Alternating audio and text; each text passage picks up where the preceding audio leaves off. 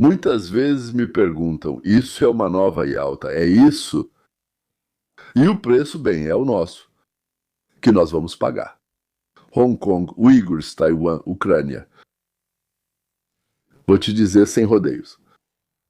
O novembro americano começou em Pequim. O que Trump conseguiu ou vai conseguir com Xi e o que Xi vai conseguir com Trump, uma coisa é certa.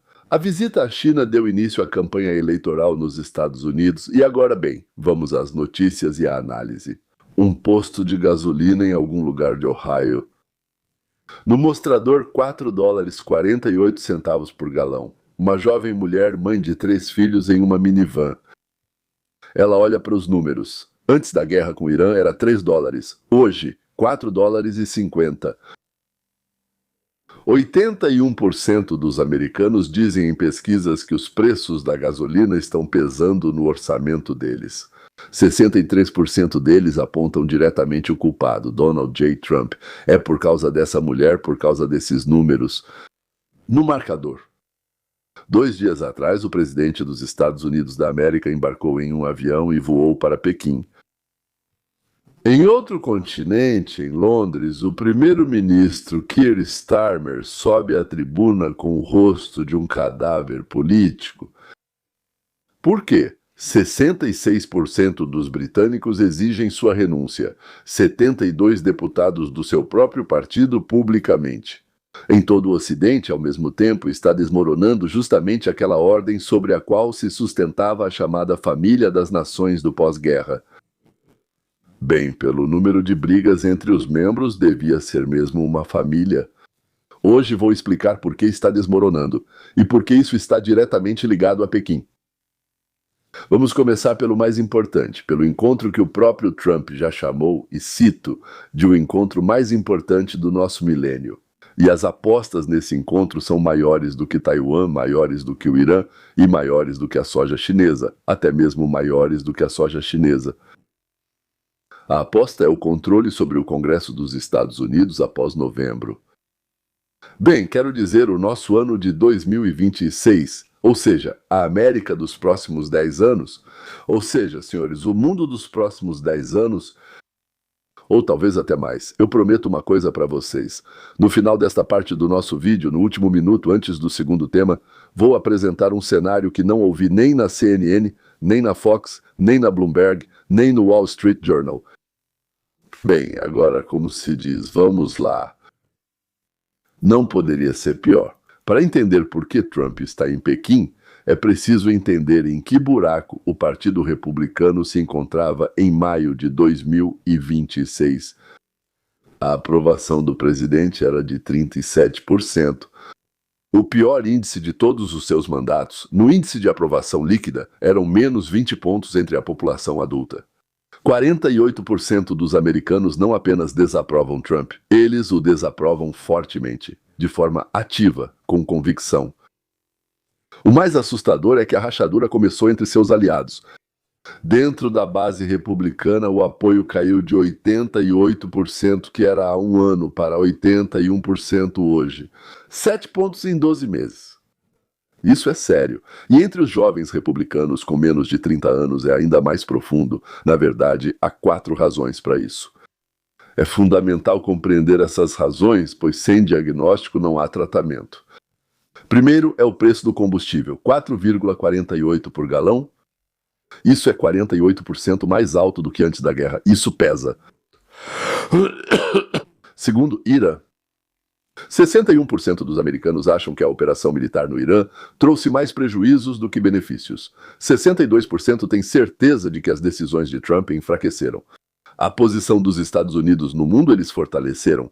Agora, o terceiro ponto é a economia. Provavelmente pela primeira vez desde 2010, há anos os democratas inspiram mais confiança na economia do que os republicanos.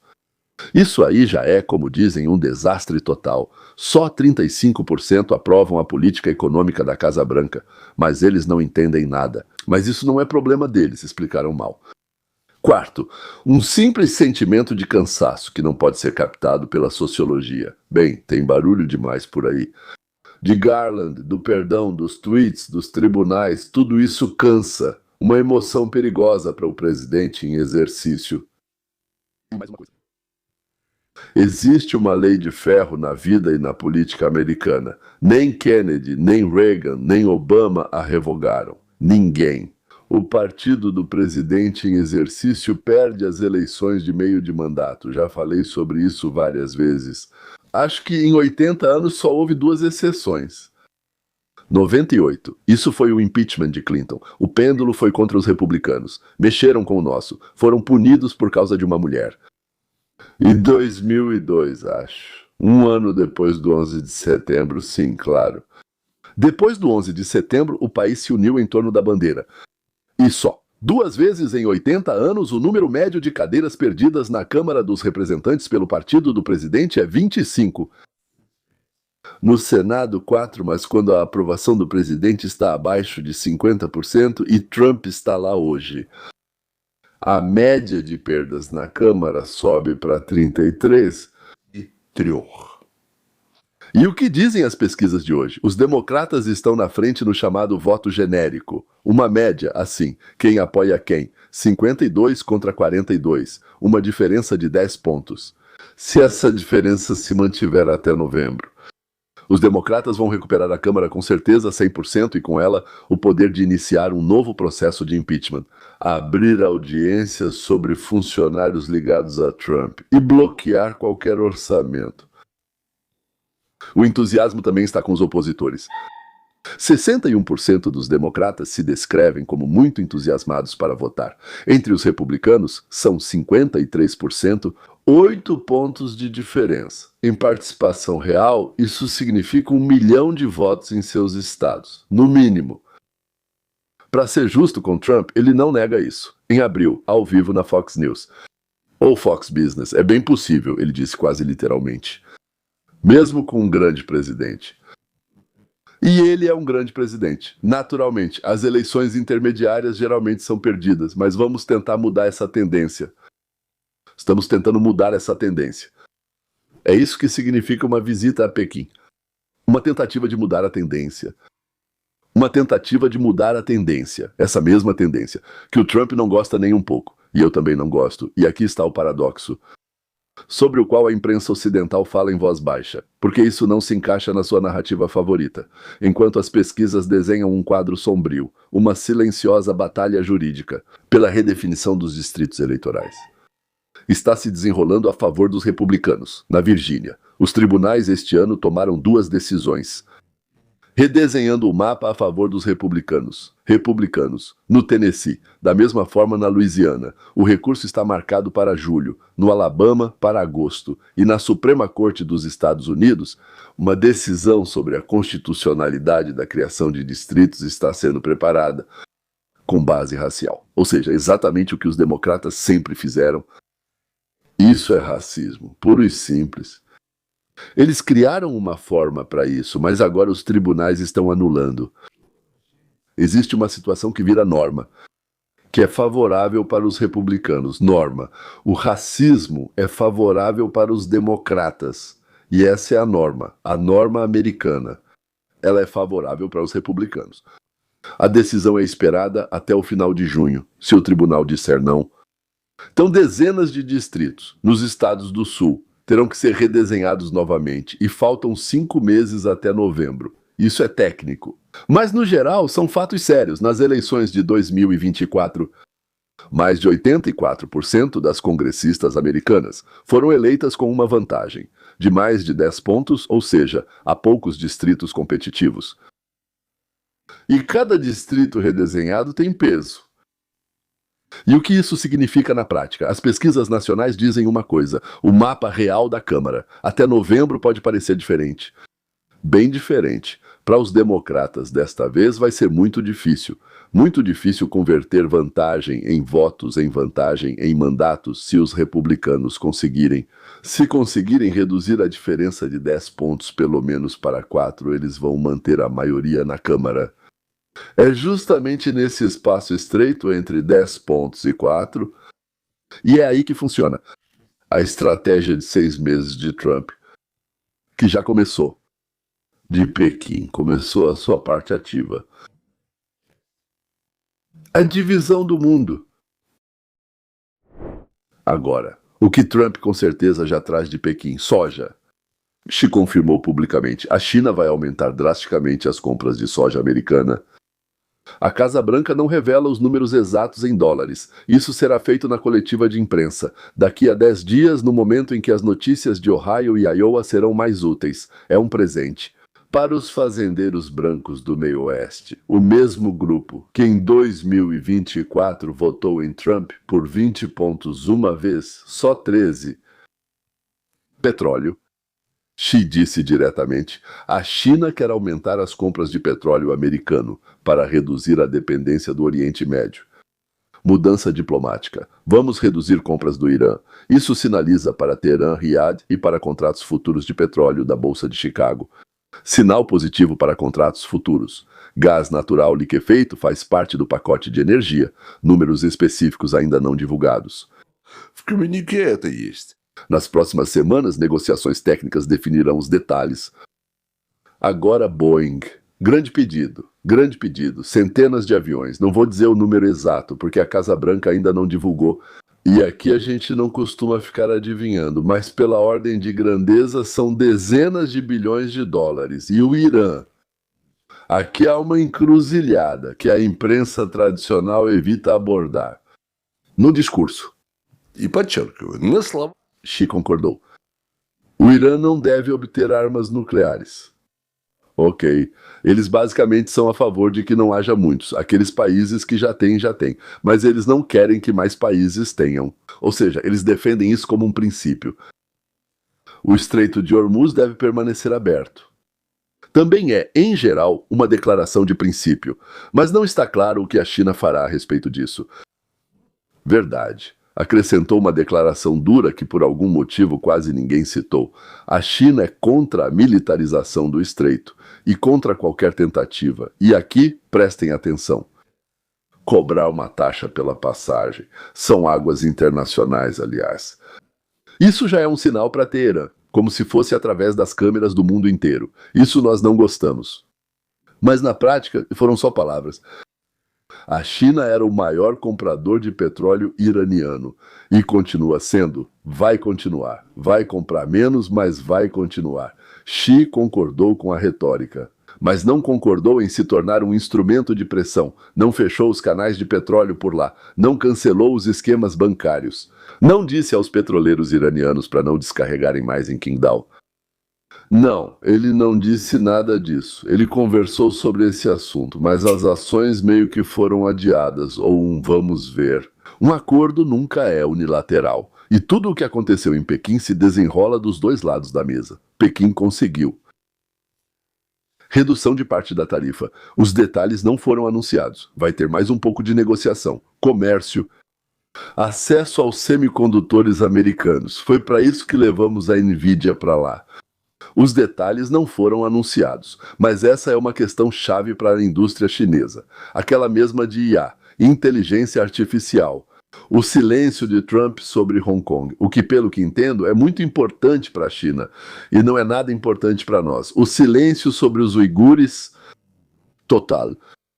Eu acho que também, em todo o mundo alguém está sendo oprimido. Por quê? Bem, é isso. Ponto final. Não considero isso um grande problema para a administração. E o mais importante, a ausência de sanções contra a China por apoiar a Rússia na guerra com a Ucrânia. Isso também. Acho que para Trump foi muito fácil, tanto moralmente quanto fisicamente. Último ponto, lembre-se disso. A mídia americana não escreve sobre isso, mas entendem perfeitamente em Moscou e em Kiev. Trump conseguiu o apoio de Xi, o silêncio sobre a Ucrânia. Aquilo que os chineses temiam, aquilo que os ucranianos temiam, por eles. Eles estão pagando o preço. Se você assistiu até este momento, deixe um like, inscreva-se. Isso não é para ajudar o algoritmo, é um ato de resistência contra a informação superficial. Quanto mais pessoas conhecerem a realidade, assistirem a essa análise, menos serão aqueles que votarão sem entender pelo que estão votando. Se, senhores, vocês votam contra certas coisas que eu, digamos, represento ou promovo, tudo bem, desde que vocês entendam as consequências. E escrevam nos comentários uma frase sobre como está o posto de gasolina aí hoje. Quanto custa o galão no seu estado? Em que dia você abasteceu? Eu, pessoalmente, leio tudo. E talvez seus dados se tornem material para o próximo vídeo. E agora o roteiro prometido, aquele que nem a CNN nem a Fox tem. Por que falo dessas assim como de outras? Porque elas são completamente opostas. Esses puxam para um lado e aqueles puxam para o outro lado. Eu suponho, enfatizo a palavra suponho, porque isso é uma hipótese analítica, baseada em inteligência, que o principal acordo sobre o Irã não está na mesa em Pequim, mas está esperando por Trump no Salão Oval. E ele será fechado através de Xi, ou seja, com Teherã, a China como intermediária. Bem, digamos assim, como se tivessem passado uma cópia discretamente para Xi. A hipótese é simples. Até agosto ou setembro, Trump aceita silenciosamente o que o Ayatollah Khomeini sempre quis: enriquecimento limitado de urânio até 5%, não 20 não, 95%. Ou seja, um nível pacífico, sob controle formal da IEA, sem inspeção armada, com verificação decorativa. Em troca, o Irã abre o Estreito de Hormuz, permite a passagem livre de todos os petroleiros, encerra os ataques às bases americanas no Iraque e, o principal, interrompe o fornecimento de mísseis para o Hezbollah e os Houthis. Isso é muito importante para nós, discretamente, porque eles não podem deixar de apoiar publicamente os ataques contra Israel. Toda a retórica deles é baseada nisso, todo o governo deles é baseado nisso, a liderança entre os xiitas é baseada nisso. Esse é o movimento que faz com que os contratos futuros de petróleo em Chicago caiam, não 10%, mas uns bons 25%, que fazem a gasolina cair de 4,48 para 13,70 até outubro. É exatamente isso, e não a soja chinesa, que é a aposta política pela qual Trump foi até Pequim, porque negociar diretamente com Teherã ele não pode, mas através de Xi ele pode. Israel não vai ficar muito feliz. A Arábia Saudita vai encarar isso com cautela. Os falcões no Congresso vão ficar furiosos, e a longo prazo o problema nuclear iraniano não está resolvido, apenas congelado. Mas até novembro isso funciona. E é exatamente por isso que eu suspeito que vimos em Pequim aquela foto sorridente no Templo do Céu. Isso não é o encontro do século sobre Taiwan. Esse é um acordo silencioso com o Irã por causa da aritmética eleitoral. Nem é álgebra, é aritmética. A grande mídia só a chamará assim quando estiver formalizada, e aí será tarde para criticá-la. E agora uma frente paralela que espera por Trump em casa quando o avião pousar em Andrews. 4 de julho de 2026, 250 anos da Declaração de Independência. O aniversário já recebeu um investimento de 150 milhões de dólares da Casa Branca para essa data. Foi criada uma força-tarefa dos 250 anos especial. Eventos em cada um dos 50 estados, delegações estrangeiras, ruas, iluminação em vermelho, branco e azul. Monumentos ao redor do mundo de 2 a 5 de julho, estrategistas republicanos falam abertamente. O jubileu é o cenário perfeito para a imagem de um líder nacional que está acima da política partidária. Trump parece ser o anfitrião da maior celebração da história do país. Essa é uma imagem que funciona sem uma única palavra de campanha. E os democratas estão em um dilema. Comemorar junto significa legitimar o Trump. Boicotar faz parecer assim. Bem, como se você fosse contra o seu próprio país. Qualquer escolha para eles é uma derrota. Eles vão ter que escolher entre algo ruim e algo muito pior. Operação Limpeza. Trump chegou ao poder não só para governar, ele veio com dossiês. Esses dossiês vão ser abertos um após o outro, semana após semana, até novembro. Isso não será apenas um processo judicial ou vários processos judiciais. Isso será uma auditoria pública do que o Partido Democrata fez com a América nos últimos pelo menos 20 anos. Basicamente haverá, como se diz, trabalho em 3 direções. A primeira é conspirações políticas contra a vontade da maioria. O que começamos a chamar de Russiagate. Uma operação em que o FBI, Comey, a CIA de Brennan e a comunidade de inteligência de Clapper, em 2016, fabricaram o caso sobre ligações de Trump com o Kremlin, com base no famoso, tristemente célebre dossiê Steele, pago pela equipe de Hillary através do escritório de advocacia Perkins Coie, relatório Durham. O relatório de 2023 confirmou isso.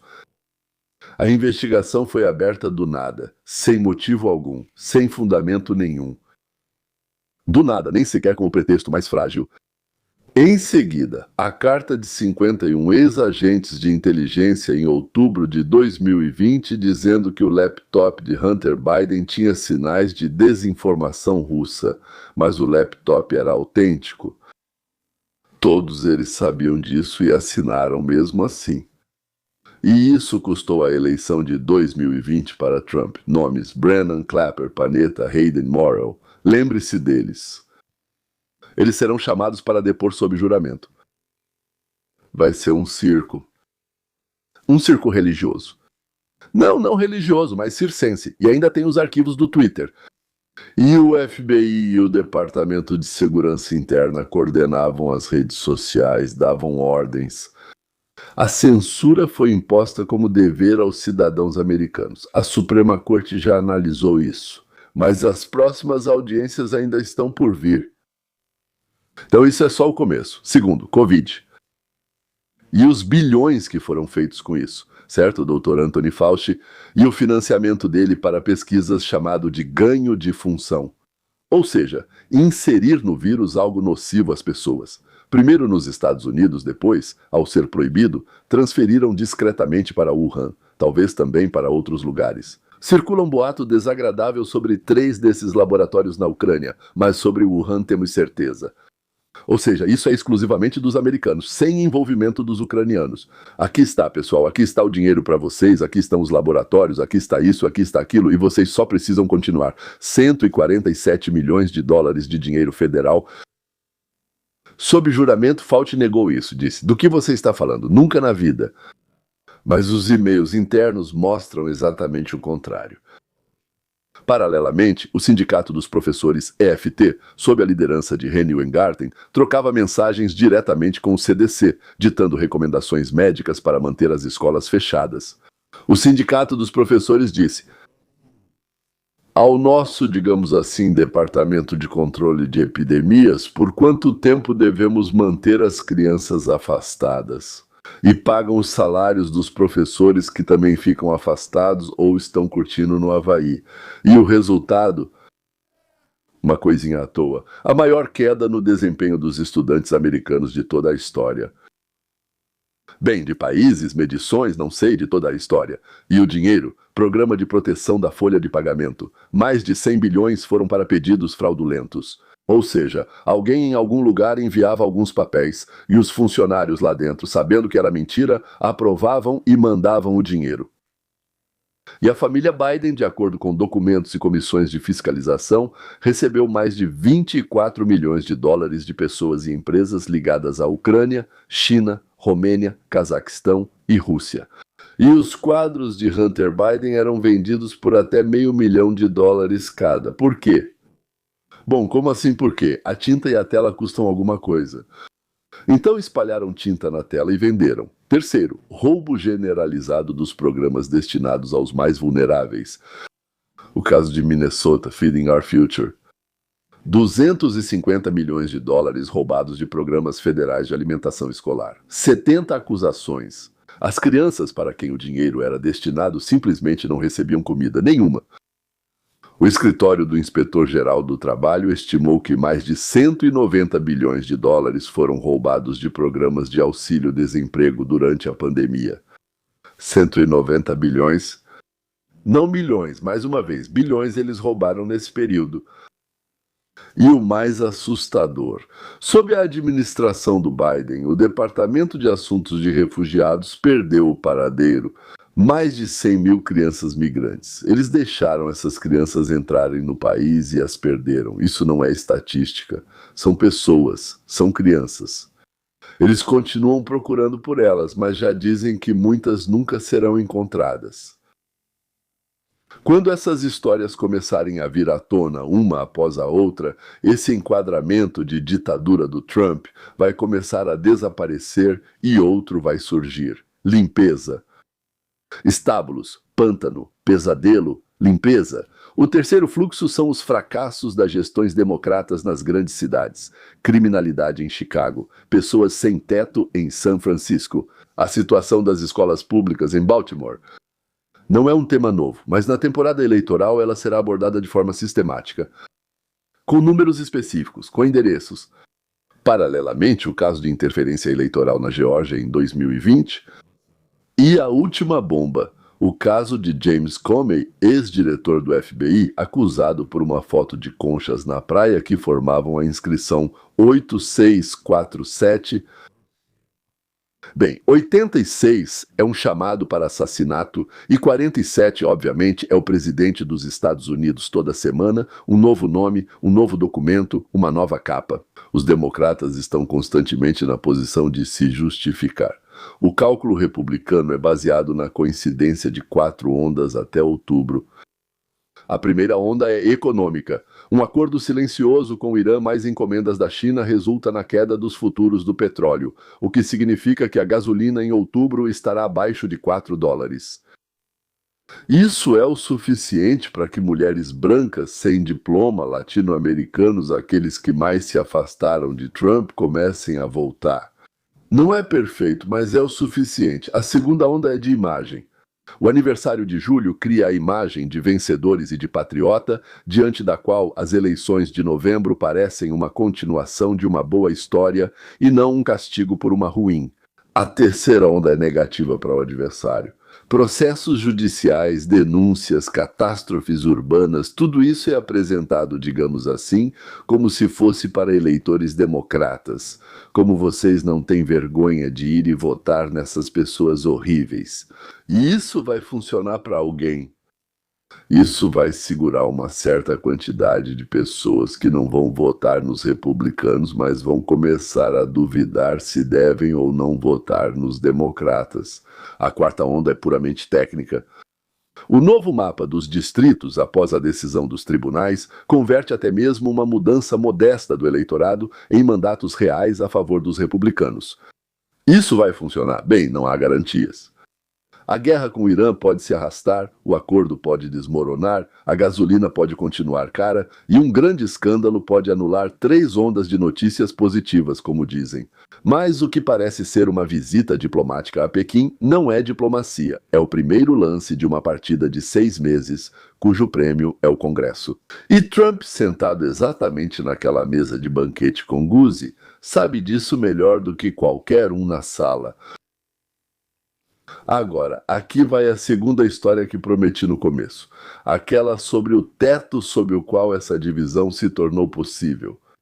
Porque uma nova Yalta só é possível porque a antiga está morta. O fim da velha ordem. 8 de maio. Grã-Bretanha, eleições locais.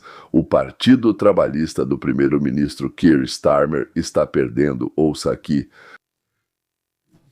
1.496 mandatos, 38 municípios, ou seja, o Partido Reform Reino Unido de Nigel Farage, amigo de Trump, um homem que a grande mídia ridicularizou por 10 anos, está em primeiro lugar. E não é só nesses mandatos e nesses distritos, mas também na pesquisa nacional.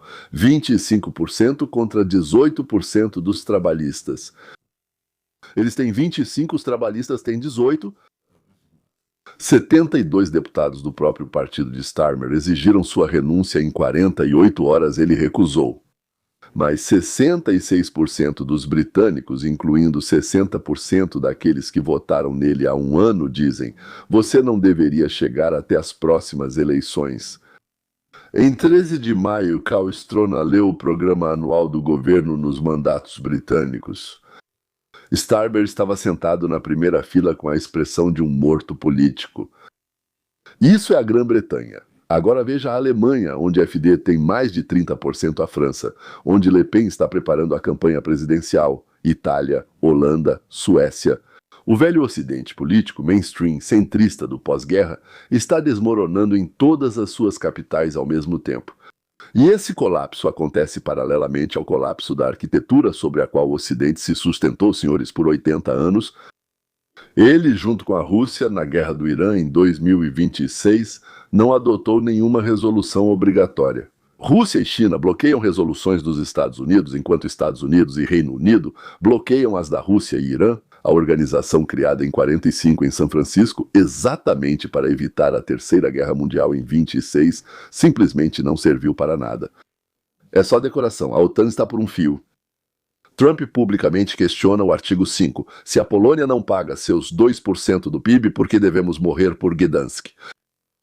A Turquia de Erdogan bloqueia a integração total da Suécia, bloqueia operações no Mar Negro e, ao mesmo tempo, continua comprando aqueles sistemas da Rússia, como é mesmo o nome? S-400, se não me engano. Erdogan faz parte da OTAN, mas politicamente age como quer e onde quer, seguindo sua própria vontade. Junte tudo isso. Em Londres, o partido desmorona, em Berlim, o governo cai, em Bruxelas, o consenso rui, em Nova York, a ONU silencia, em Ankara, aliados fazem negócios com o inimigo.